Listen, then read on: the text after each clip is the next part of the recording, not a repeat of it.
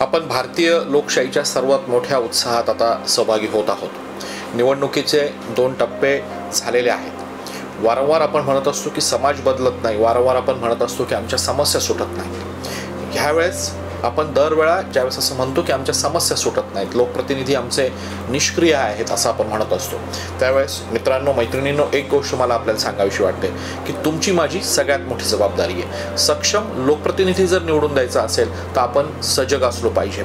आपल्याला मतदानाच्या केंद्रावरती गेलो पाहिजे। आपल्याकडे येणारी निवडणूक ही 20 मे रोजी होणार आहे। त्याच्यातून धुळे लोकसभा मतदारसंघाचा आपण खासदार निवडून देतो आहोत। खासदार कोणाला निवडून द्यायचा, कोणत्या पक्षाचा द्यायचा याबद्दल मी आपल्याला सांगणार नाही। मी एक गोष्ट मात्र निश्चित आज आपल्याला सांगेल की आपण मतदानाला गेलो पाहिजे। ऊन वारा पाऊस काही असो, घरातल्या अडचणी असो, लग्न असो, घरातला मृत्यू असो, आपल्याला मतदानाला गेलं पाहिजे, कारण ते आपलं राष्ट्रीय कर्तव्य आहे। आपण अनेक वेळा राष्ट्राकडनं वेगवेगळ्या गोष्टी मागत असतो। राष्ट्र नेत्यांना आपण सांगत असतो आम्हाला सवलती द्या, आम्हाला सुख द्या, आम्हाला सोयी द्या।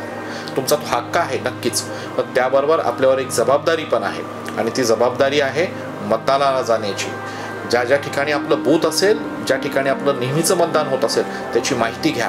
मतदार यादीत आपलं नाव आहे का नाही याची माहिती काढून घ्या। जिथं मतदान आहे तिथं जा, मतदान द्या, कोणालाही द्या, पण मतदान करा।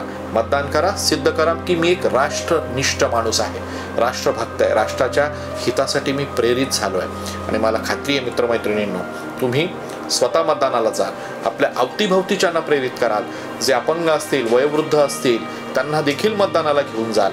मतदान करताना काही अडचणी आल्या तर शासन यंत्रणा आपली मतदानाची अडचण मतदार राजा म्हणून सोडवायला सक्षम आहे। पुन्हा एकदा विनंती करतो, आपण मतदानाला जावं, आपलं राष्ट्रीय कर्तव्य बजवावं। जय हिंद।